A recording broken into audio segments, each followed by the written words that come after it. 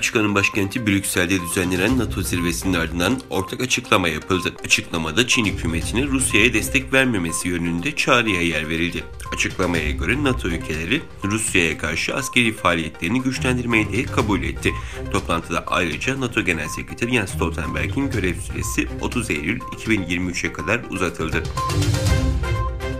Pekin yönetimi ABD Federal İletişim Komisyonu'nun Çin şirketi Pacific Networks ve alt kuruluşu Comnet'in telekomünikasyon hizmet lisansının iptal edilmesini kınadı.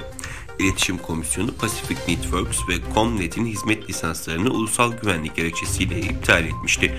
Komisyon daha önce aynı gerekçeyle Çin şirketleri China Unicom ve China Telecom'u ABD pazarından çıkarmış, China Mobile ise lisans vermeyi reddetmişti. Çin Dışişleri Bakanı Wang Yi, Afganistan'a sürpriz ziyaret gerçekleştirdi. Wang'ın ziyareti, Taliban'ın Afganistan'da iktidara gelmesinden bu yana Çin'in ülkedeki en üst düzey teması oldu. Afganistan'la Doğu Türkistan'dan geçen dar bir sınır koridoru bulunan ülke, buradaki istikrarsızlığın kendi sınır bölgelerini etkilemesinden endişe ediyor.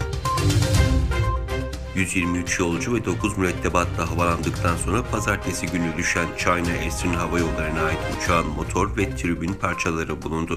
Bulunan 183 enkaz parçası arasında uçağın 2 kara kutusundan biri ve motor pervanesiyle bulunuyor. Uçağın neden birden neredeyse tamamen diklemesine dalış yapıp dağa çarptığı hala anlaşılamadı.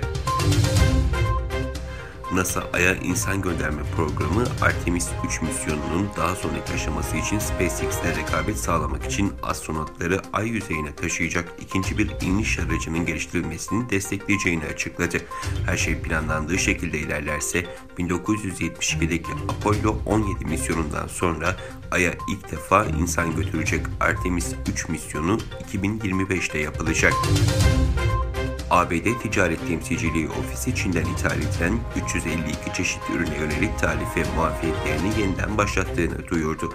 Bu ürünler pompalar ve elektrik motorları gibi endüstriyel parçaları, bazı otomobil parçalarını ve kimyasalları, sırt çantalarını, bisikletleri, elektrikli süpürgeleri ve diğer tüketici ürünlerini içeriyor. Bu ürünler aslında eski ABD Başkanı Trump'ın cezalandırıcı tarifeler uygulamak istediği Çin ithalatının bir kısmıydı. Çin, 2016 yılında Doğu Türkistan'ın farklı vilayet ve çevre şehirlerinden merkezi Urumçi'ye yerleşen Uygurları çeşitli bahanelerle tutuklamaya başlamıştı. Bu arada Çin rejiminin Anakaradan Çinlileri Urumçi'ye getirme çabaları arttı. Yakın tarihte Doğu Türkistan'daki Xinjiang hükümeti Urumçi'ye nüfus kaydı yaptırma işlemlerinin kolaylaştırılması yönünde bildirge yayımladı.